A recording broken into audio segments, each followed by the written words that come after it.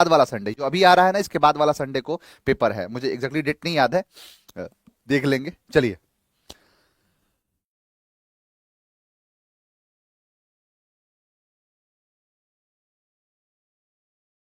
चलो आगे बढ़ते हैं।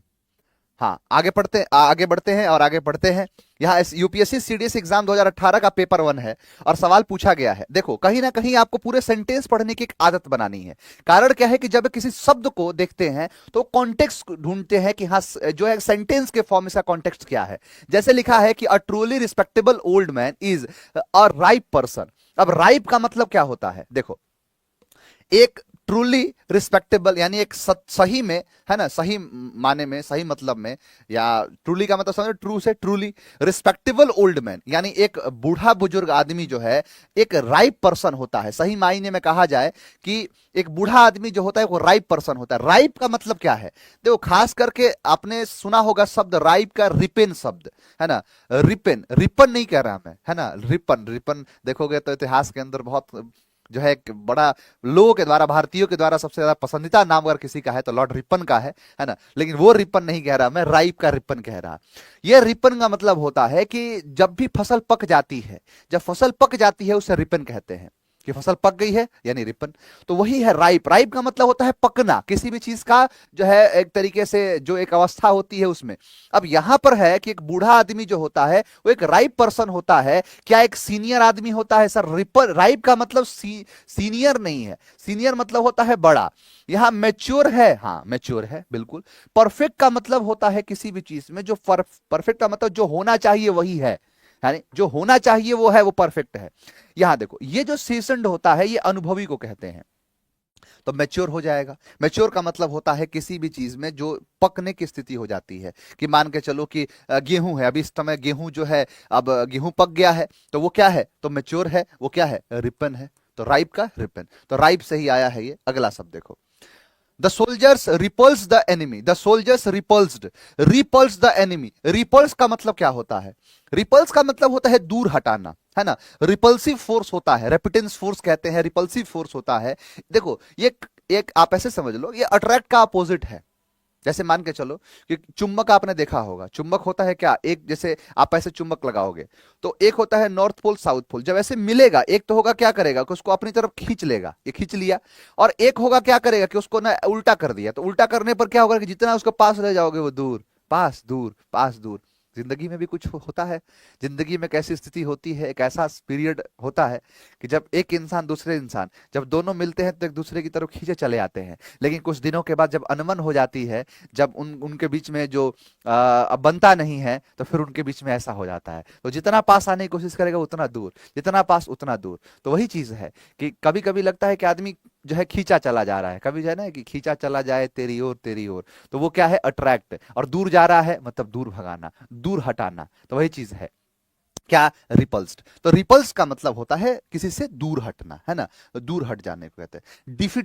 डिफीट का मतलब होता है हार। जैसे आप देखो ये कई लोग जैसे हार जाते हैं तो डिफीटेड, है ना, कि कोई मैच हुआ तो उस मैच में कोई हार गया, है ना, कोई हार गया तो दूर चला गया, तो उसे क्या कहते हैं, डिफीटेड। डिस्ट्रॉयड का मतलब होता है किसी को तहस नहस कर देना, बर्बाद कर देना। रिजेक्टेड का मतलब होता है किसी भी चीज को मना कर देना। और रिपेल्ड का मतलब होता है किसी से दूर हटाना, यही है रिपेल्ड। तो रिपेल, रिपल्स्ड, ये साफ साफ दिख रहा है। रिपेल्ड और यहां पर रिपल्स्ड कर दिया है, मतलब दूर हटाना। तो दूर हटाना, द सोल्जर्स जो है वो रिपल्ड कर देते हैं, दूर हटा देते हैं किसको, शत्रु को, एनिमी को, रिपेल्ड। नेक्स्ट है किसी डेफ्टली मास्क्ड हर फीलिंग्स। वाह। मास्क का मतलब होता है ढकना, है ना। मास्क लगाते हैं ना, कोरोना के टाइम से मास्क का प्रचलन चल गया। और अच्छा है भी अच्छा चीज कि जैसे आप अब अगर अपने मुंह को और नाक को कवर करे हैं, अगर पोल्यूशन है उससे, कहीं पर धूल कण है, पार्टिकल्स है उसमें, ये नुकसान करेगा। क्योंकि देखिए आपके मुंह और नाक ये दोनों चीजें जाती है आपके लंग्स तक, फेफड़े तक जाती है। तो कोई भी अगर गलत चीज आपके मुंह में जा रहा है, नाक से जा रहा है, इसका मतलब वो फेफड़े पर जाएगा ही जाएगा। और फेफड़ा सलामत रखने का ये तरीका नहीं कि सिगरेट छोड़ दिया जाए। फेफड़ा सलामत रखने का मतलब ये भी है कि जो नेगेटिव चीजें हैं उनको वहां तक पहुंचने ना दिया जाए। तो मास्क जो होता है, इसीलिए क्या होगा दिल्ली में लोग जो सांस लेते हैं वो सिगरेट 10 सिगरेट के बराबर है। क्यों भाई, सिगरेट तो नहीं पी रहा वो, तो हवा में भी वो चीजें हैं। तो वही होता है क्या, मास्क। मास्क का मतलब होता है किसी चीज को कवर करना, किसी चीज को ढकना। तो हिड, हाइड, हिडन, ये क्या होता है, हाइड होता है। और इसी का हाइड का क्या है, पास्ट, हिड, क्योंकि यहां पर पास्ट है तो यहां भी हिड होगा। हाँ, फ्लॉन्टेड का मतलब क्या होता है, एक शब्द होता है फ्लॉन्ट। फ्लॉन्ट का मतलब होता है मतलब डींगे हाँकना। सोल्जर, लक्की सोल्जर का कहना है फ्लॉन्टेड। बाबू फ्लॉन्टेड का मतलब होता है ब्रैग करना। इसको क्या कह दोगे, ब्रैगिंग करना। आपने अगर देखा होगा एफ लेटर जो कराया तो उसमें है फ्लॉन्ट। फ्लॉन्ट का मतलब होता है बड़ी बड़ी बातें करना, मैं डींगे हाँकना जैसा, एग्जास्परेट कर देना या मतलब एग्जाजरेट कर देना, है ना, ब्रैग करना, टॉल्टक करना, ग्रैंडीलोक्वेंट, मैग्नीलोक्वेंट, ऐसे ढेर सारे शब्द आते हैं। तो फ्लॉन्ट का मतलब होता है बड़ी बड़ी, है ना, बातें करना, है ना, चाचा विधायक है, फूफा सांसद है, उसके जैसा। ऑब्लिक तो समझते ही हो, है ना, ये ऑब्लिक ये, ऑब्लिक ये। ऑब्सक्योर्ड का मतलब होता है अस्पष्ट, नॉट क्लियर होता है, जो साफ साफ समझ में नहीं आ रहा है, तो हिड हो जाएगा। मास्क मतलब छुपाना, और हिड का मतलब होता है किसी चीज को छुपा देना। जैसे कभी कभी चांद जो होता है अपना चेहरा बादलों के पीछे छुपा लेता है, वो वाली बात है। Next, vendors must have licence. Vendor का मतलब क्या है, देखो अब है ये सिनोनिम पूछा, लेकिन वन वर्ड पूछ रहा है भाई, वन वर्ड ही तो पूछ रहा है। सर रिपल्स मतलब भगा देना होता है। बाबू रिपल्स का मतलब समझ लो अट्रैक्ट का अपोजिट है। रिपल्सिव फोर्स होता है एक, जिसका मतलब होता है कि ऐसे मान के चलो कि यहां पर ये बोर्ड है, तो अब ये मैं जिसके पास जा रहा हूं तो ये अपने आप में क्या कर ले, मुझे खींच लिया। लेकिन एक क्या होता है, जैसे मैग्नेट, मैंने मैग्नेट का एग्जांपल क्यों दिया कि मैग्नेट का एक पोल लगाओगे तो खींचेगा, और उल्टा कर दोगे तो उसे दूर भगाएगा, तो उसी को रिपल्स कहते हैं। ये समझ में आया, तो ये चीज है। तो वेंडस का मतलब क्या होता है, वेंडस मतलब होता है कि वन हु ड्राइव, का इसे सर ड्राइवर कहते हैं, काट दिया। One who work in hospital, उन्हें हम कहते हैं नर्स, उन्हें कहते हैं doctor. One who is employed in food serving, यानी जो फूड सर्विस में है, जो एम्प्लॉय है कि फूड को सर्व करता है, देता है, उसे वेटर कहते हैं। ये नहीं है, वेंडर नहीं। वेंडर का मतलब होता है कि जो बेचने में, है ना, जैसे मान के चलो कि कोई भी सामान बेच रहा है, उसे जैसे क्या कहते हैं, वेंडर्स। ये वेंडर्स होते हैं जो कहीं पर सामान बेचते हैं, घूम घूम के बेचे, है ना, गाड़ी पर रख के बेचे, तो उन्हें हम वेंडर्स कहते हैं। ये वेंडर्स होते हैं, उनके पास क्या होना चाहिए, licence. They will not admit children under 14। अब एडमिट का मतलब क्या होता है, किसी चीज को मानना, इसी एडमिट से बनता है एडमिशन। देखो, यानी किसी भी चीज को एक्सेप्ट करने को क्या कहते हैं, एडमिट कर लिया। कि मान के चलो कि कोई भी व्यक्ति है, वो अपनी बातों को कहा कि हाँ मैंने ये काम किया, उसने एडमिट कर लिया, तो वो एडमिट होता है, किसी चीज को एडमिट कर लेना। डॉक्टर भी अपने हॉस्पिटल में क्या कर लिया, मान लिया, एडमिट कर लिया। चलो, तो ये क्या हो जाएगा, एडमिट। एडमिट का मतलब सीधा सीधा एक्सेप्ट करना। अवाव का मतलब होता है अरे वाओ, अरे वाओ, अरे वाओ, बहुत खूब, इसका मतलब ही होता है बड़ो, बहुत खूब। जैसे कि अरे वाओ यानी अवाओ। अवाओ का मतलब क्या हो गया, बहुत खूब, क्या खूब कहा है किसी ने, तो वही चीज क्या है, अवाओ, अरे वाओ। तो वाओ, अवाओ मतलब क्या होता है, बहुत खूब। रिसीव का मतलब होता है किसी चीज को एक्सेप्ट करना। देखो ये, अब ये भी एक्सेप्ट है। रिसीव का मतलब होता है कोई भी चीज क्या करना, मतलब इसको एक्सेप्ट नहीं कहेंगे, इसे कहेंगे क्या, तो इसे कहेंगे रिसीव करना, यानी किसी भी चीज का प्राप्त करना, यानी कोई भी चीज मिलना, प्राप्त करने को क्या कहते हैं, रिसीव। इसलिए वो रिसीविंग का, तो रिसीविंग मिल गया है मुझे, मतलब मैंने पावती प्राप्त कर ली है, तो रिसीव, तो रिसीविंग हो जाएगा, है ना। कंसीड, ये तो जानते ही हो, कंसीड करना किसी चीज को, तो क्या एक्सेप्ट करना। एक्सेप्ट का मतलब क्या होता है, एक्सेप्ट करना, किसी को मान लेना। हाँ, वेंडर्स मतलब विक्रेता भी कह सकते हैं, बिल्कुल सही कहा है, विक्रेता भी हो सकता है। आइए पीक्यूआरएस की दुनिया में चलते हैं। बनाइए क्वेश्चन, ये आपको थोड़ा समय दूंगा मैं, और आप बनाने की कोशिश करिए इसको।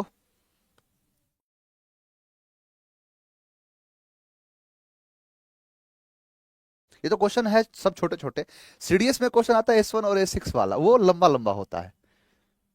सर सर सभी तो सिनोनिम से, फिर डिफरेंस क्या है, डिफरेंस थोड़ा बहुत है। एक प्राप्त करना है, एक चीज को मान लेना है, एक्सेप्ट कर लेना, स्वीकार करना कहते हैं इसको। चलो पीक्यूआरएस पर आओ आप तुम लोग। देखो कह रहा है क्या, अच्छा एक चीज आप देखो, ये वर है, आपको यही समझने का कला मैं सिखा रहा हूं, है ना। यहां पर एक कला है, यहां पर इस चीज को समझना। क्या कह रहा है ये, सत्यम कुमार।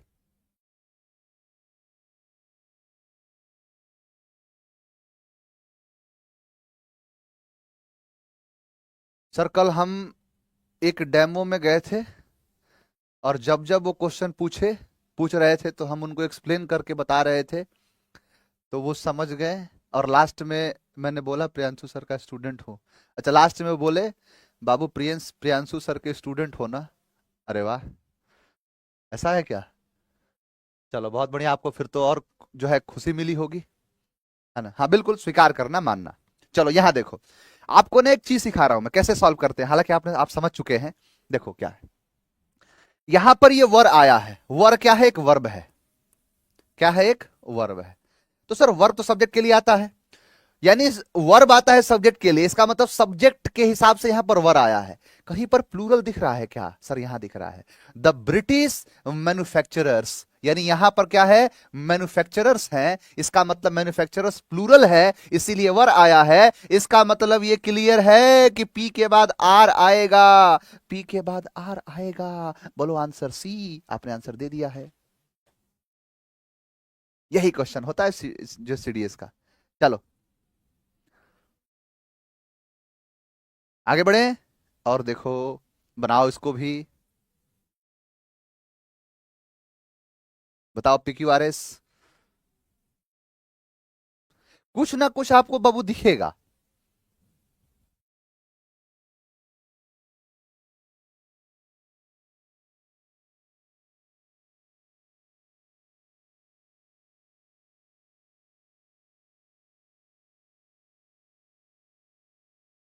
देखो आप यहां पर एक चीज देखो, लिखा है कि dress fashions changed and light cotton textiles. Textile का मतलब समझ गए है ना, जो कपड़ा उपड़ा होता है उसे टेक्सटाइल कहते हैं।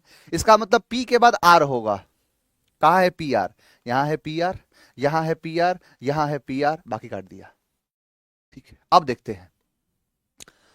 कह रहा है कि यहां पर the coarse woollens of the English, Q से शुरू होगा नहीं, ऑफ द इंग्लिश से शुरू होगा नहीं, ये कट गया। द कोर्स, जो कोर्स है वुलेंस, हाँ ठीक है, क्यू आखिरी में आ रहा है, वो यहां भी आखिरी में है, यहां भी आखिरी में है।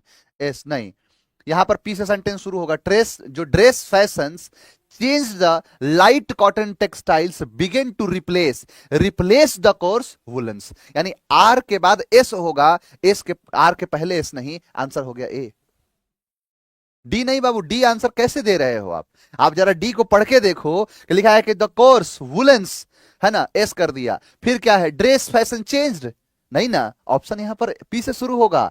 पूछो क्यों? क्योंकि सर सब्जेक्ट की तलाश है, सब्जेक्ट मिलेगा ड्रेस फैशन, यानी ड्रेस का जो फैशन है, कपड़ों का जो फैशन है, उसने बदल दिया है क्या? एंड लाइट कॉटन, और जो लाइट जो कॉटन है, जो टेक्सटाइल से begin to replace the coarse woollens of the English.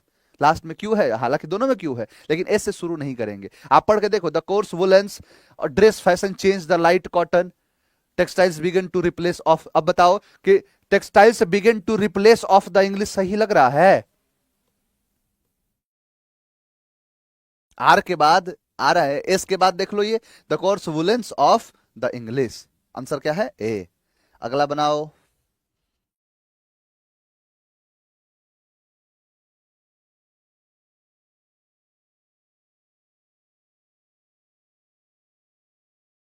Sir मैं आपसे फाउंडेशन बैच 2 से जुड़ा हूं, मैंने ऐसा कमेंट नहीं किया, लेकिन आज करना पड़ रहा है। आप ये बताइए कि जब हम ओवर एज हो जाएंगे, तब आप अपना वो कैब बैच और बुक लेकर आएंगे क्या बाबू?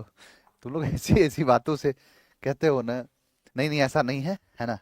आप लोगों को मैं, चलिए आपसे कमिटमेंट मैं कर देता हूं, 13 अगस्त 2025 को आपको वो कैबलरी बैच मिल जाएगा। क्या है डेट? 13 अगस्त 2025। ठीक है, आप सभी जानते हैं कि वो दिन कितना पावन दिन है ना। पावन दिन मेरे लिए है, क्योंकि अपुनिच उसी दिन आया था। मैंने अपने भाई का बर्थडे है ना उस दिन, तो इसीलिए उसी दिन आएगा। चलो क्वेश्चन बनाओ ये। देखो कह रहा है कि यहां पर देखो सेम वही चीज है, लिख रहा है कि द ब्रिटिश मैन्युफैक्चरर्स, कहीं ना कहीं एक चीज मैं देखा हूं, तुम लोग को ना अपनी दिल की बात बता रहा हूं। एनडीए और सीडीएस के जो क्वेश्चंस होते हैं, खास करके कॉम्प्रिहेंशन वाले, पीक्यूआरएस वाले, ऐसे जो क्वेश्चंस होते हैं, ये सारे के सारे क्वेश्चंस, मैंने एक चीज देखा है इनमें कि इन क्वेश्चन की एक खास बात है। खास बात यह है कि ये जो क्वेश्चंस हैं, कहीं ना कहीं उठा लेता है जीएस से। अब देखो, आप पूरा एक ही जीएस का एक पार्ट पकड़ेगा, उसी से उठाता चला जाएगा। लिखा है क्या कि द ब्रिटिश मैन्युफैक्चरर्स, ठीक है, उसके बाद आर है। अब यहां पर वर्ब चाहिए तो पुट। अब इंडियन तो होगा नहीं, the British manufacturers Indian goods, नहीं होगा। यहां पर टू रिस्ट्रिक्ट नहीं होगा क्योंकि पहले इनफाइनाइट वर्ब नहीं, फाइनाइट वर्ब दो कि the British manufacturers put pressure on their government, है ना, to restrict and prohibit Indian goods in England. साफ साफ दिख गया। तो आंसर क्या हो गया? तो यानी आर के बाद पी, आंसर है सी। चलो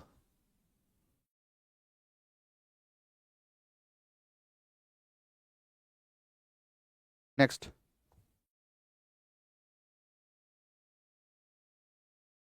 हाँ थोड़ा देखो, है पूरा का पूरा है। अब आप देखोगे ना, भारत के अंदर देखोगे कि कहीं ना कहीं जितने, मैं क्यों अंग्रेजी में वाली जो कहानियां बताता हूं उसमें क्यों इतिहास की चर्चा होती है, कारण है इसका सीधा सीधा। आप देखिए, कोई मेरे से कहेगा, अब जैसे कई लोग कहते हैं कि सर आप इंग्लिश पढ़ा रहे थे और आपने इतिहास इस चीज को बताने लगे। कारण है बाबू, देखो आप, ये पूरा इतिहास है कि कैसे भारत के अंदर जो है व्यापारी बन के अंग्रेज आए और भारत के अंदर किस तरीके से भारत में अपना कंपनी के नाम पर लूटपाट मचाया, किस तरीके से भारत के लोगों को गुमराह किया, किस तरीके से अपने धंधों के अंदर जो है बड़े पैमाने पर प्रॉफिट कमाने की सोचा। बानिए थे, बानिए, अंग्रेज पूरे मामले में बानिए थे।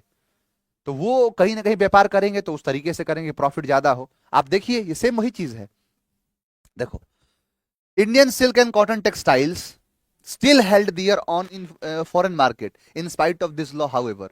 अब देखो यहां पर, अब अगला जो मतलब अगला जो चीज है उसको सीधे सीधे जोड़ दिया है, ये यहां साफ साफ चीजों को जोड़ दिया है। अब पिछला कहानी का यहां पर लेना देना है इससे। आप कहोगे ना ये पिछला का सीधा सीधा लेना देना इससे दिख रहा है। क्या है यहां पर कि पिछली कहानी थी कि in spite of this laws, यानी इन लॉज के बावजूद, हाउएवर, हालांकि, Indian silk and cotton textile still held their on in foreign markets. आप बताइए मुझे कि क्या 8वें क्वेश्चन से 9वें क्वेश्चन का लेना देना नहीं है? सर बिल्कुल लेना देना है, बिल्कुल लेना देना है। कैसे लेना देना है? तो देखो, कह रहा है कि the British manufacturers put pressure, कि जो ब्रिटिश जो उद्योग मतलब मैन्युफैक्चरर्स थे, जो बनाने वाले थे, उन्होंने प्रेशर दिया अपनी गवर्नमेंट पर कि प्रतिबंध कर सके और रोक सके, कि प्रतिबंध कर दे, रोक दे इंडियन गुड्स यानी भारतीय सामानों को इंग्लैंड के अंदर, इंग्लैंड में क्या कर दिया जाए, बंद कर दिया जाए। और उसी चीज को आगे कह रहा है कि in spite of this laws, इन नियम के बावजूद, हाउएवर, हालांकि, जो है Indian silk and cotton textiles, कि भारत के जो सिल्क के कपड़े हैं और कॉटन के टेक्सटाइल्स हैं, still held their on in foreign market, कि उन्होंने फिर भी अपना चीज जारी रखा जो विदेशी मार्केट्स के अंदर। तो यहां पर आंसर क्या है? RPSQ। तो सीडीएस से क्वेश्चन थोड़े से अलग तरीके से आ जाते हैं, पिछले से भी अगला का लेना देना है। अब अगला फिर वही देखो, अब ये पूरी कहानी एक एक चीज में सिमट के आ जाएगी। देखो अब यहां पर मैं अगर आपको कहूं, पूरी बात बता देता हूं, सुनो मैं, आप ध्यान सुनो। हुआ क्या कि 1773 में आया रेगुलेटिंग एक्ट, और 1773 का रेगुलेटिंग एक्ट कहता है कि भारत में सिर्फ एक ही कंपनी, जिसका नाम था ईस्ट इंडिया कंपनी जो थी, वही भारत के अंदर व्यापार कर सकती है। और इसको 20 साल का एक अधिकार प्राप्त दिया जा रहा है। यानी 20 साल का क्या होगा, इसको एक अधिकार, मतलब एक ही अधिकार मिलेगा। किसको? तो जो ईस्ट इंडिया कंपनी है उसको। और हर 20 साल पर हम इसका नया नया जो है संशोधन करते हुए अगला एक्ट लेके आएंगे, जिसको हमने चार्टर एक्ट कह दिया। 1773 में आया, फिर आया 1793 आ गया, फिर आएगा 1813, फिर आएगा 1833। देखो यही है आपका पूरा पूरा। अब सुनो, 1773 में कहा कि एक ही कंपनी जो होगी भारत में व्यापार करेगी, ठीक है। और देखो सर मैं सर मैं पढ़ाती हूं और मेरी दीदी गवर्नमेंट टीचर है इंग्लिश की, ओके, वो स्कूल से आती है और आपका वीडियो, अच्छा बहुत बढ़िया है। चलिए आप देखिए यहां पर, अब देखो 1773 का रेगुलेटिंग एक्ट आता है और कहा गया कि एक ही कंपनी भारत के अंदर व्यापार करेगी। कहा ठीक है, और हर 20 साल पर हम नया नया चार्टर एक्ट लेके आते रहेंगे। 1773 में एक अधिकार मिला, फिर आया एक्ट 1793 का, है ना। उसके बाद जब 1813 का चार्टर एक्ट आया, उसने ये कहा कि अब भारत के अंदर जो ईस्ट इंडिया कंपनी है उसके सारे के सारे जितने अधिकार हैं वो समाप्त किए जाते हैं। अब ये ईस्ट इंडिया कंपनी वहां पर रोई, अच्छा सिला दिया तूने मेरे प्यार का, तुमने कहा था, आज से याद करो, आज से 40 साल पहले तुमने ये बात कहा था। और उसके पहले भी जब कंपनी जब बनी थी सन 1600 में, उस समय भी जो विक्टोरिया थी उन्होंने कहा था कि तुम्हें एक अधिकार मिलेगा। फिर कंपनी के आंसू पूछे गए और कहा ठीक है, जब इतना रो रहे हो इतना रो मत, तुम्हें दो अधिकार और दिए जा रहे हैं, एक चाय का व्यापार है और दूसरा चाइना के साथ व्यापार है। तो सारे राइट्स को टर्मिनेट कर दिए गए सिवाय इसके कि चाय और चाइना के साथ व्यापार कर सकते हो। इसका कारण एक और है, ये तो पड़ाव है जो कि यहां पर सारे टर्मिनेट कर दिए गए थे, अगले साल तो पूरा का पूरा खत्म कर दिया कि बाकी लोग जाके व्यापार करेंगे। और सुनो, यहां पर अब खेल दूसरा है। 1769 के अंदर इंग्लैंड में शुरू हो गई इंडस्ट्री लगनी शुरू हो गई, धड़ल्ले से जो है इंडस्ट्री लग रही है। और इंडस्ट्री लग रही है तो इंडस्ट्री में हो क्या रहा है, टाइम पास थोड़े हो रहा है, सामान बन रहे हैं, उद्योग जो है वो बन रहा है, सामान धड़ल्ले से निकल रहे हैं। सामान पहले जब बना तो कहां पर जाएगा, तो यूरोप के मार्केट में, पूरा यूरोप मार्केट भर दिया, यूरोप मार्केट को पूरी तरीके से भर के रख दिया। अब जब सामान अपने यहां बनने लगा, इंग्लैंड में बनने लगा, तो यूरोपियन तो भारतीय पर दबाव बनाएंगे ही कि अब हमारा सामान बेचो, इनके सामान को रोको, इनके सामान को पूरी तरीके से प्रतिबंध कर दो। कहा कि ऐसा तो नहीं कर सकते, वहां पर कई सारे नियम थे, अगर तुम यहां बंद करोगे तो वहां पर वो बंद कर देंगे, तुम्हें मटेरियल तुमको देना बंद कर देंगे, तुम जो कंपनी चलाते हो उसमें मटेरियल नहीं मिलेगा। ऐसे करते करते ये परमान चढ़ गया था 1790 तक, और 1790 तक आते आते इसका परमान पूरे तरीके से चढ़ गया कि अब पूरा का पूरा market capture, Europe market capture. अब कहा कि अब सामान वहां बेचा जाए जहां पर अपनी कॉलोनीज हैं, जैसे कि इंडिया, जैसे कि अमेरिका, हालांकि उससे अमेरिका तो उससे पहले आजाद हो गया था, जैसे कि और भी जगह पर है वहां पर सामान बेचा जाए। इसी कारण से 1800 के आसपास में यह फैसला लिया गया कि अब देखो, अच्छा बनाओ इसको पहले, लास्ट मतलब साफ साफ देख के ही लग रहा है कि सर क्यू जो है इसका आंसर बनेगा, यानी क्यू जो है वो सेंटेंस की जो शुरुआत हो रही है वो क्यू से साफ साफ दिख रही है कि the industrial revolution transferred the British society in a fundamental manner and it led to rapid economic development. यानी यहां पर साफ तौर पे दिख रहा है कि यहां पर क्यू से शुरू होगा, यानी एस नहीं, अब बचा है क्यू। क्यू क्या है कि द इंडस्ट्रियल रेवोल्यूशन, जो इंडस्ट्रियल रेवोल्यूशन था इसने ट्रांसफर करके रख दिया। अब यहां पर the industrial revolution and it led to rapid economic development, Q के बाद पी तो आ नहीं रहा है, आ रहा है आर, यानी the industrial revolution transferred the British society in a fundamental manner and it led to repair rapid economic development. यही है आपका आंसर है सी, आर एस, बिल्कुल। नेक्स्ट, और देखो, हाँ अब दूसरा चीज आ गया है, अब है ना दूसरा चीज पूछा गया है। मोहम्मद इकबाल आप सभी जानते हैं, देखो, one of the greatest poets of modern India, Mohammad Iqbal, ये रहा, यानी एसपी। एसपी कहां है, यहां साफ दिख रहा है, मुझे तो यहां से दिख रहा है, हाँ, Mohammad Iqbal, one of the greatest poets of modern India, Mohammad Iqbal जो है profoundly influenced the philosophical and religious outlook of people through his poetry। इसका मतलब एसपी, एसपी ये रहा, आंसर है डी। चलो यहां जाओ, एंटोनिम आ जाओ।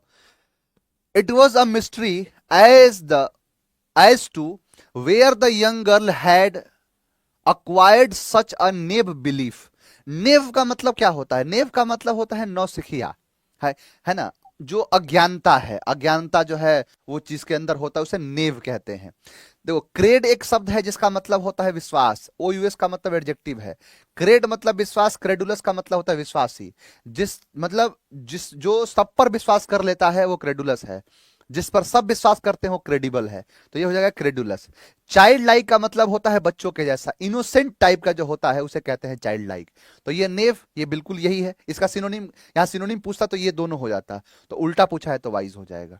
नेव का मतलब होता है अनुभवी, सॉरी अनुभवहीन, जो है ना, एबिसिडेरियन कह सकते हो, बिल्कुल सही कहा है मोहन ने, बिल्कुल सही कहा है, यही होता है। ये देखो, सुटेबल का मतलब क्या हो जाएगा, सुटेबल कोई भी चीज, यानी this is the only treatment suitable for cancer. Suitable का मतलब होता है उपयुक्त, एप्रोप्रिएट, एपोजिट जो होता है उसे कहते हैं क्या, सुटेबल, है ना।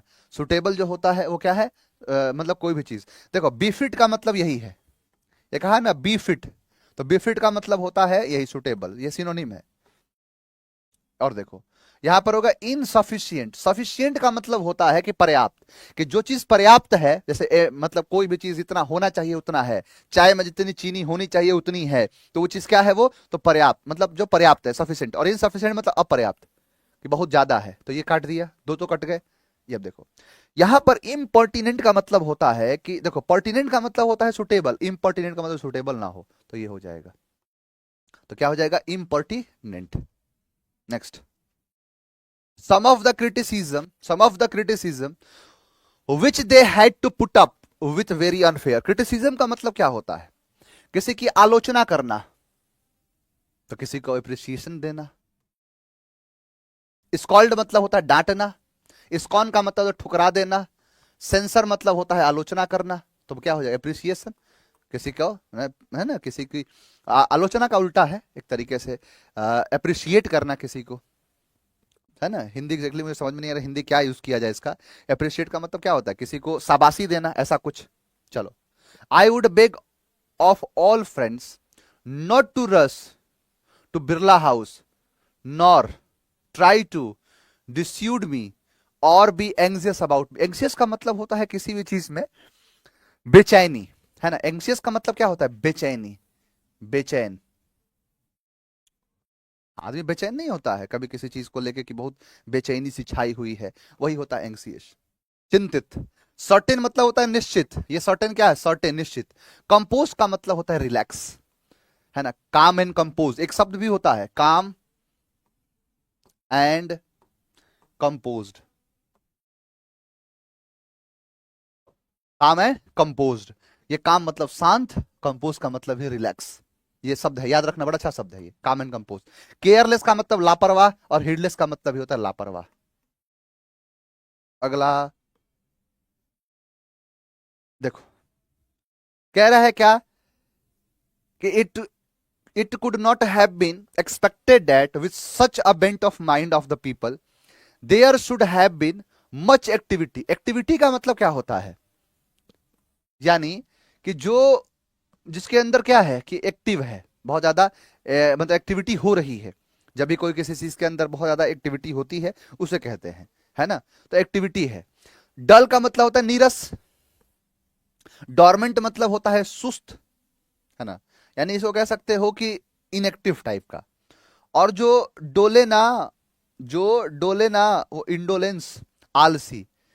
और इसका मतलब भी आलसी है, इसका मतलब भी आलसी है, डोरमेंट का मतलब भी सुस्त है, डल मतलब नीरस। नीरस तो काट देंगे, बाकी तीनों तो एक जैसे हैं, तीनों में तो एक ही है। अब देखो देखो बाबू, डोरमेंट का मतलब होता है सुस्त, लेकिन ये कब होगा, जब एक्टिव होगा। जब एक्टिव होगा तब ये डोरमेंट होगा, ध्यान रहे। डोरमेंट भी इसका आंसर है, लेकिन अगर ये एक्टिव होगा तब ये डोरमेंट होगा, लेकिन एक्टिविटी है तो इंडोलेंस होगा, क्योंकि नाउन नाउन। और ये है आलसी, ये भी आलसी है। हाँ, सब तो एंटो ही लग रहा है, बिल्कुल वही बात कहा मैं, सब एंटो, सब के सब एंटोनिम्स है, लेकिन बस ग्रामेटिकल प्रोफाइल अलग कर लो, बाकी चीजें हो जाएंगी। देखो, इन the face of the overwhelming mass of evidence, ठीक है, बहुत ज्यादा, मास मतलब ढेर है, एविडेंस का, अगेंस्ट हिम उसके खिलाफ, we can not him of the crime. यानी in the face of the overwhelming mass of evidence against him, हम उसे वी कैन नॉट, हम नहीं कर सकते क्या, उसे एब्सॉल्व। अब देखो, पनिश का मतलब होता है किसी को सजा देना, एब्सॉल्व का मतलब होता है दोष मुक्त, रिलीज का मतलब होता है रिहा, और इग्नोर का मतलब होता है नजरअंदाज। तो यहां पनिश नहीं, मास ऑफ एविडेंस है भाई उसके फेस पे, उसके जो है तरफ, है ना। उसको कह रहा है कि हाँ पे तुम निर्दोष हो, निर्दोष हो, हम उसे जो है रिहा नहीं कर सके, एब्सॉल्व नहीं कर सके। तो एब्सॉल्व का मतलब होता है किसी को रिहा कर देना, तो absolve. I hope that the rain will for the picnic tomorrow, कल के लिए क्या हो जाएगा। तो कीप ऑफ का मतलब देखो, पुट ऑफ का मतलब होता है स्थगित कर देना, कोई काम कर रहे हो उसको स्थगित कर देना, ये है। सेट बैक का मतलब होता है बचा कर रखना, स्टे आउट का मतलब होता है दूर हटना, कीप ऑफ का मतलब होता है किसी चीज को थम जाना, रुक जाना। नहीं है थम के बरस, तो वही थम के बरस वाली बात है, कीप ऑफ। ये पूरा पूरा क्या है, तो ये फ्रेजल वर्ब वाली चीजें हैं। आ जाओ, आफ्टर द मैराथन। अच्छा, मैराथन का मतलब कोई बताएगा मुझे क्या है, कोई बताए मुझे। आज मैं तुम लोग के साथ टाइम है भी, थोड़ी सी बातें करता हूं कि क्वेश्चन तो जल्दी खत्म हो जाएगा। मैराथन का मतलब क्या होता है, और मैराथन आया कहां से, जरा ये बताओ, तुमको एक बड़ा रोचक जानकारी मैं दूंगा। मुझे ऐसे ही एक व्यक्ति ने पूछा था, तो मुझे नहीं लगा कि भाई वो उतनी गहराई तक वो जानते होंगे, लेकिन फिर मैं जब देखो क्या होता है ना कि हम जब एज अ टीचर, जब हमसे कोई पूछता है, तो कोई पूछता है तो हम उसे बताने की कोशिश करते हैं कि बड़ा कम में बता दे। लेकिन जब भी कभी भी होता है क्या कि जब देखते हैं सामने वाला कि नहीं इससे और जानना चाहते तो और ज्यादा बताएंगे। लंबी यात्रा, अच्छा रेस लगातार। आपको मैं एक कहानी बताता हूं, कहानी सुनना। एक जगह है मैराथन, जो मैराथन है वो एक जगह का नाम है। 490 बीसी की आसपास है, 490 बीसी की बात है। एक जगह है यूनान, आप जानते होंगे यूनान एक जगह है। यूनान, यूनान में दो जगह है, एक है एथेंस और एक जगह है स्पार्टा। स्पार्टा, एथेंस और क्या है स्पार्टा। कहते हैं कि यूनान जो है, यूनान नहीं आप नाम सुना होगा, यूनान में एथेंस है, स्पार्टा से कैसे मान के चलो भारत में दो राज्य हैं, यूपी है, बिहार है, पश्चिम बंगाल है, तो एथेंस और स्पार्टा दो जगह है। फारस जो ईरान शब्द है, क्या जगह है फारस। फारस का एक राजा था जिसका नाम था डेरियस। फारस का राजा है डेरियस। डेरियस ने यूनान पर हमला कर दिया, ये यूं कहूं मैं एथेंस वालों पर हमला कर दिया। एथेंस वो जगह है जहां पर सबसे ज्यादा पढ़े लिखे लोग हैं। हाँ ग्रीस, ग्रीस या ग्रीक कहते हैं, ग्रीस, ग्रीस वो जगह है वहां की चीजों को ग्रीक कहा जाता है। तो एथेंस पर वो हमला कर दिया, यूनान पर। एथेंस के लोग बहुत पढ़े लिखे होते हैं, आप नाम सुने होंगे सुकरात, आपने नाम सुना होगा प्लेटो, ये सब वहीं के थे। अरस्तु, एरिस्टोटल, ये सब यहीं के थे। उनका चेहरा था अलेक्जेंडर, वो यहीं का था। एथेंस वाले जितना पढ़ाई करते थे उतना ही स्पार्टा वाले लड़ाई करते थे। इन दोनों के बीच में समानता यही कुछ कोई नहीं थी, ये पढ़ते थे ये लड़ते थे।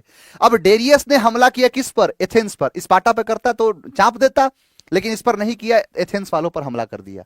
और जब ये हमला किया तो एथेंस वाला सोचा कि मैं जाता हूं स्पार्टा से मदद लेके आता हूं, स्पार्टा वालों से, स्पार्टन से मदद लेके आता हूं।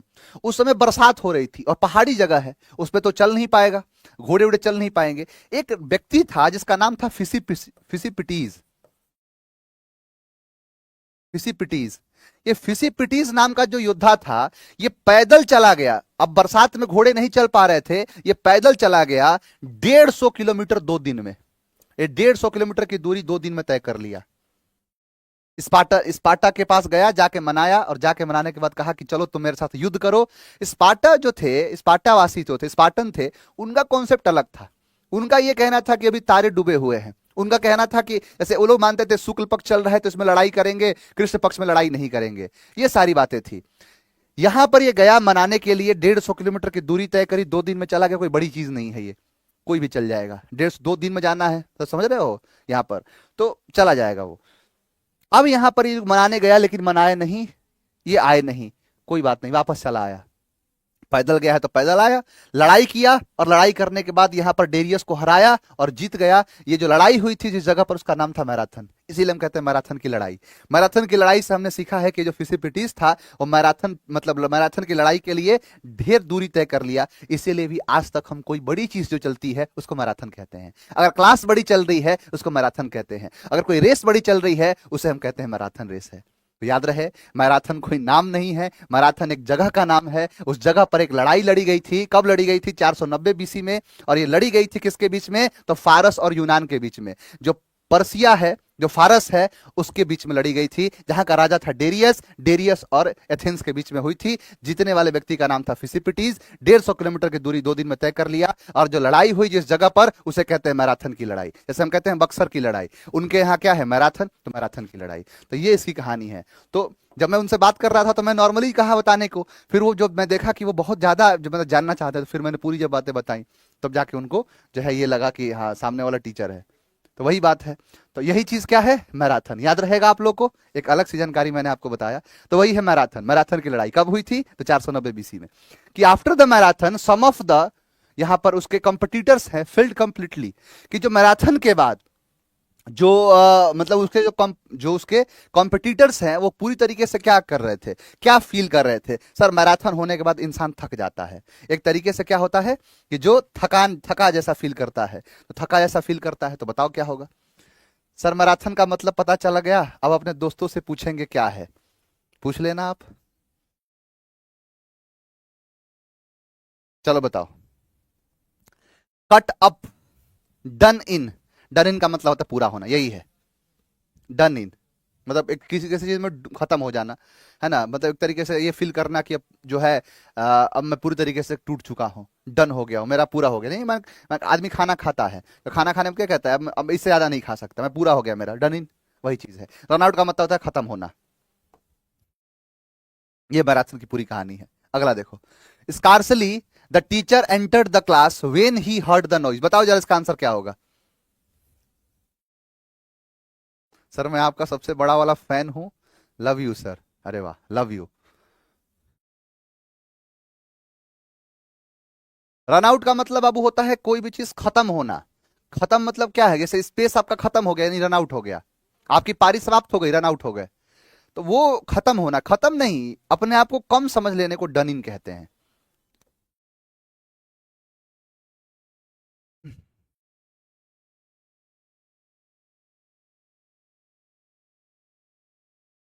बहुत जल्द आएगा नया बैच इंग्लिश का फाउंडेशन, अभी तो चल ही रहा है, 5 के बाद आएगा 6। देखो, कह रहा है कि स्कार्सली। अब यहां पर दो चीजें हैं, अगर आप डिड भी लगा सकते हो, हेड भी लगा सकते हो, यानी यहां पर दो कट गए।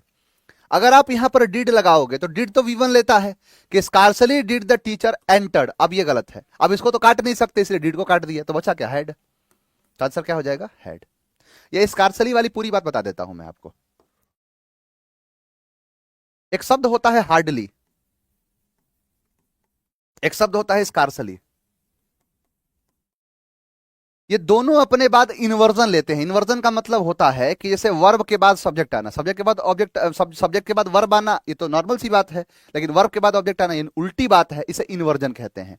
यहां पर जो है देखो, डू, डज, आप यहां पर लगा दो डिड, आप यहां पर लगा दो हैड, इसके बाद सब्जेक्ट।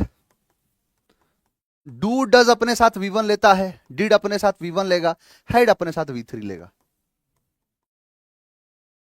ये हार्डली और स्कार्सली अपने बाद देन लेते हैं।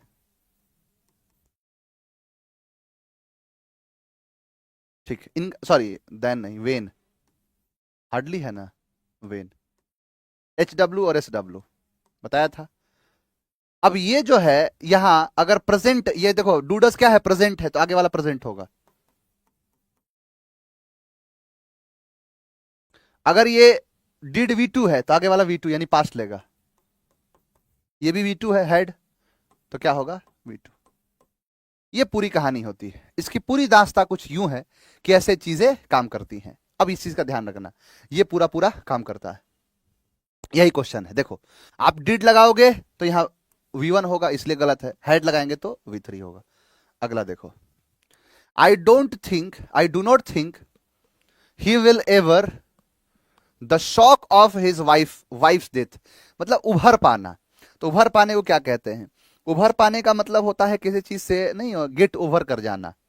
सर सीडीएस इतना आसान क्वेश्चन पूछता है, बाबू आपको हर एग्जाम का क्वेश्चन आसान अब लगेगा।